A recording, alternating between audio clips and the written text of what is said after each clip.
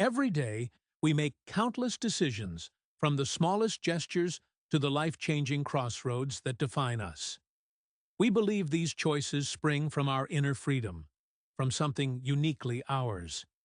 But philosophers and scientists have long asked, are these choices genuine, or illusions shaped by unseen forces?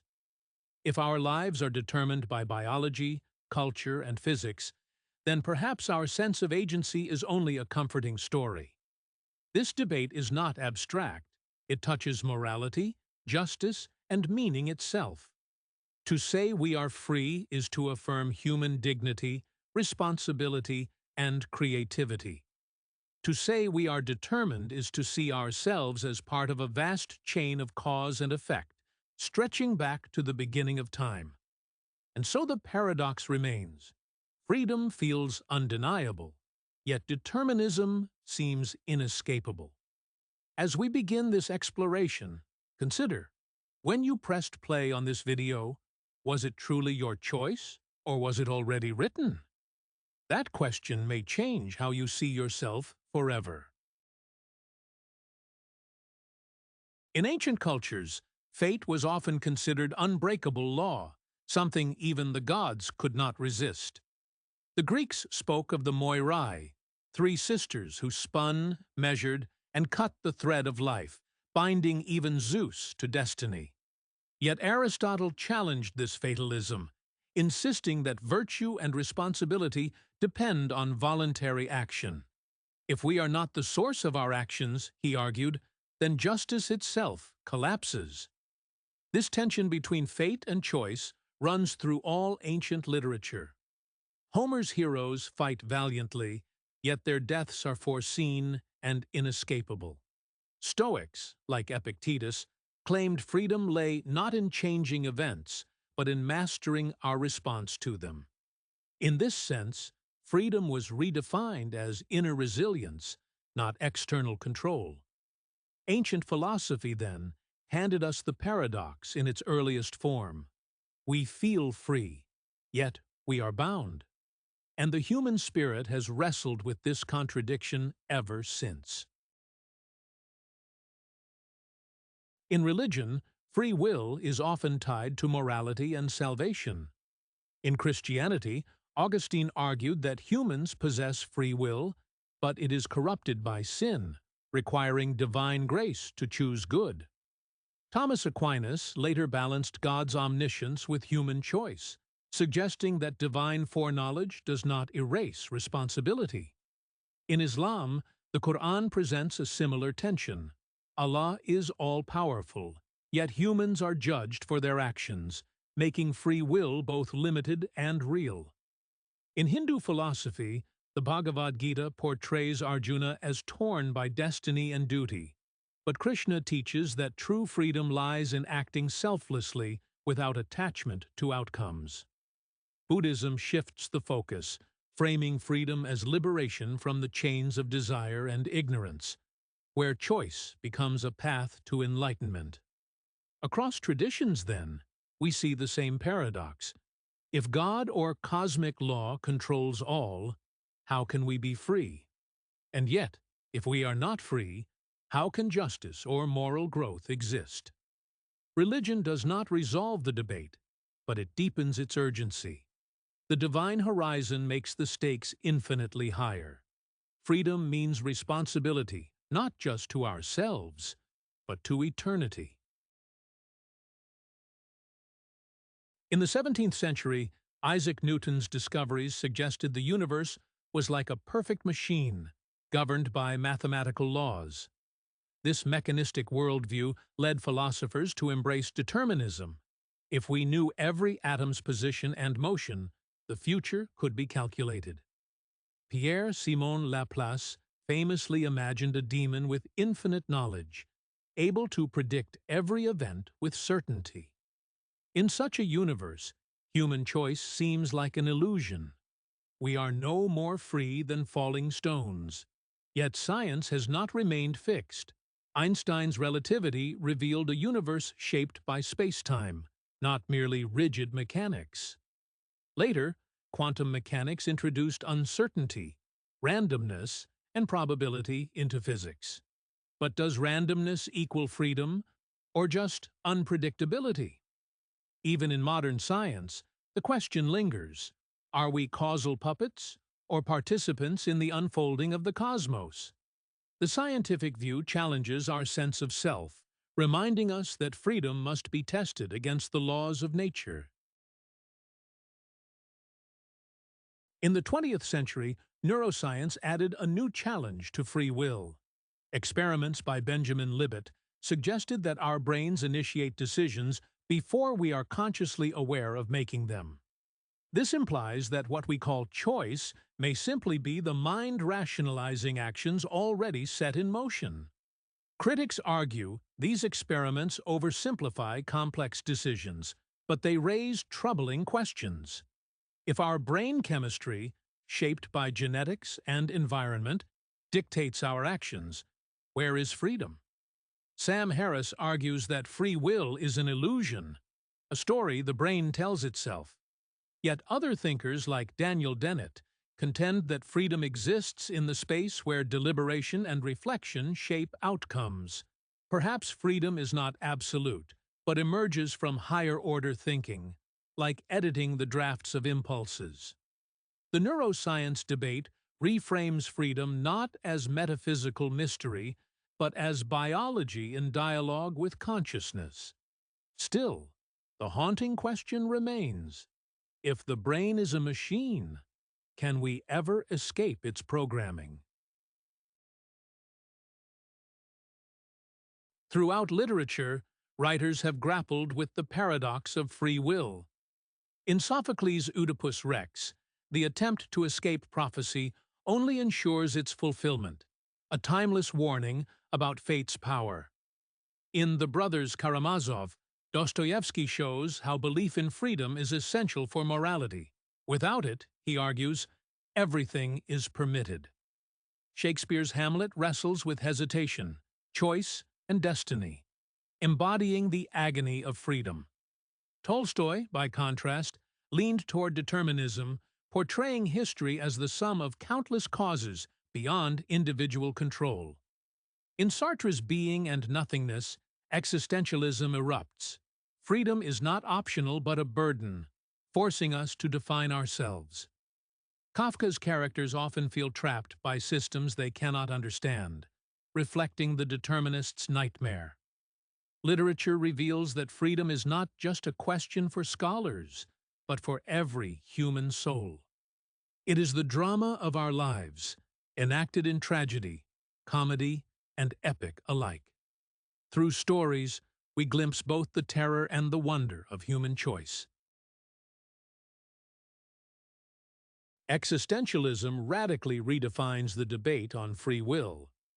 Jean-Paul Sartre famously declared, "Man is condemned to be free," meaning that freedom is not a privilege, but an unavoidable condition. We cannot escape choice. Even refusing to choose is itself a choice. This realization brings what Sartre called anguish, the weight of shaping our own lives in a world without predetermined meaning. Simone de Beauvoir extended this thought, arguing that freedom must also be relational, requiring responsibility toward the freedom of others. Albert Camus, though skeptical of metaphysical freedom, saw rebellion and defiance as a kind of freedom within an absurd universe.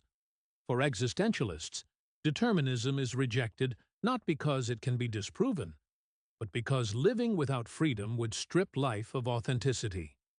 Freedom here is less about metaphysical debate and more about how we live day by day. Do we live authentically, or do we hide behind excuses, blaming fate and circumstance? Existentialism challenges us to embrace freedom, not as comfort, but as responsibility. Compatibilism seeks to resolve the conflict by arguing that free will and determinism can coexist. Thinkers like David Hume suggested that freedom is not the absence of causation, but the ability to act according to one's desires without external constraint. Modern philosopher Daniel Dennett updates this, claiming that freedom emerges in complex systems like the human mind. where deliberation creates meaningful choice. This view reframes freedom not as metaphysical escape, but as the practical ability to act in line with one's values. Critics argue that compatibilism simply redefines freedom into something smaller and safer. Yet its strength lies in practicality. If we can choose responsibly within causal structures, then freedom is real enough for ethics and law. Compatibilism shifts the focus from metaphysical puzzles to lived human experience. Instead of asking whether freedom exists in the abstract, it asks how freedom works in practice. This middle ground appeals to many because it avoids both despair and illusion. In a way, compatibilism makes freedom humble but usable. Psychology adds yet another perspective to free will. Research shows that humans often rationalize decisions after the fact, giving the illusion of conscious control. Experiments in social psychology reveal how easily we are influenced by authority, peers, and even subtle environmental cues. This suggests that our choices are less autonomous than we believe. Yet psychologists also show that belief in free will correlates with greater motivation, moral responsibility, and resilience. People who see themselves as free act more responsibly than those who believe everything is predetermined. This paradox implies that whether free will is true or not, the belief in it has real-world consequences. Like a placebo, the idea of freedom may empower us even if it is not metaphysically real. In this way, free will is not just a question of metaphysics, but of psychology and culture. We may need freedom, even if it is an illusion, because it shapes how we live. Free will is not just a philosophical puzzle. It underpins our political and legal systems. The law assumes people are responsible for their actions, holding them accountable through punishment or reward. If determinism were absolute, how could justice exist? Thinkers like John Locke argued that political liberty depends on personal freedom, without which rights and democracy collapse. In contrast, Thomas Hobbes saw freedom as simply the absence of physical restraint, meaning we are free if nothing stops us, even if our choices are determined. Modern debates about criminal justice echo this. Are criminals evil, or are they victims of environment and biology? Should the law punish, rehabilitate, or simply manage behavior? Our institutions stand on fragile ground, depending on our belief in responsibility. A world without free will would require an entirely different approach to politics, morality, and law. Thus, the debate is not abstract. It shapes the foundations of society itself. In Eastern traditions, free will is often understood differently than in the West. Hindu philosophy frames human life through karma, action, and dharma, duty. While our past shapes us, the Gita emphasizes that freedom lies in how we respond to our circumstances. Buddhism denies an eternal self, but emphasizes liberation through mindful choice. Every action creates conditions for future outcomes. Taoism, meanwhile, suggests freedom is not about resisting determinism, but flowing with the Tao, aligning oneself with nature's harmony. These traditions see freedom less as absolute autonomy and more as harmony between choice and cosmic order. Instead of asking whether we are free, they ask how we can live well within constraints. Freedom becomes not power over destiny, but wisdom in responding to it. This reframing offers a valuable contrast to Western debates. It shifts the focus from metaphysical absolutes to practical paths of living well. If determinism is true, then moral responsibility seems impossible. Why praise or blame someone for actions they were destined to commit? Yet abandoning responsibility altogether feels unlivable. Societies collapse without accountability. Friedrich Nietzsche questioned whether morality itself is simply a construct built on hidden determinisms of culture and psychology. In contrast, Immanuel Kant insisted that freedom is the necessary foundation of ethics, without which duty and law have no force. Modern thinkers grapple with the same paradox. Neuroscience points toward determinism, yet morality requires freedom. Perhaps responsibility is not metaphysical, but social, a human invention to preserve order. But if so, does that make it any less real? The paradox of responsibility is one of the sharpest edges in this debate. We cannot escape it without remaking how we see justice, morality, and society itself. Today, the rise of artificial intelligence raises new questions about freedom. If machines can mimic human decision-making, are they free or only programmed? More importantly, if we are programmable, are we just complex biological machines ourselves? Algorithms increasingly shape our choices, from what we read and watch to whom we meet and love. This raises concerns. Are our choices authentically ours, or guided by invisible digital systems? Yuval Noah Harari warns that humans risk becoming hackable animals, our behavior predicted and manipulated by data. If true, freedom may shrink not from cosmic determinism, but from technological control. Yet others argue that AI can expand freedom, giving us tools to make more informed choices. This modern angle reframes the age-old debate for the digital age. The question is not only whether we are free, but whether we will remain free as technology evolves. Perhaps the paradox of free will never be fully solved. Science, philosophy, and religion all present strong cases, yet none can fully resolve the tension. Some embrace determinism and accept life as a chain of cause and effect. Others cling to freedom as the very essence of being human. Still others suggest the truth may lie in between, or outside our categories altogether. The challenge is not merely intellectual. It shapes how we live, how we love, how we forgive. If freedom is real, then our choices matter in profound ways. If it is an illusion, then our sense of meaning must be built differently, perhaps in acceptance rather than control. Living with uncertainty may itself be the most human act of all. To wrestle with freedom is to wrestle with what it means to exist. On this slide, we've gathered resources for those who wish to continue exploring the illusion of freedom in greater depth. These works represent diverse perspectives, philosophical, literary, and practical, that challenge us to reflect more deeply on what freedom means, how it is shaped, and where it is constrained. Michel Foucault's Discipline and Punish provides a penetrating critique of how modern systems of surveillance and control shape not just our behavior, but our very sense of liberty.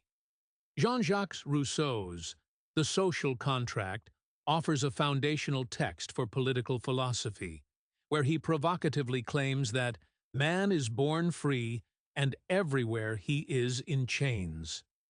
Isaiah Berlin's Two Concepts of Liberty introduces the essential distinction between negative and positive liberty, a framework still widely debated today. Literature also plays a powerful role in revealing the limits of freedom. Aldous Huxley's Brave New World imagines a society where pleasure and stability are bought at the cost of individuality and choice. George Orwell's 1984 presents a darker, authoritarian vision of how control over language and truth can suffocate freedom itself.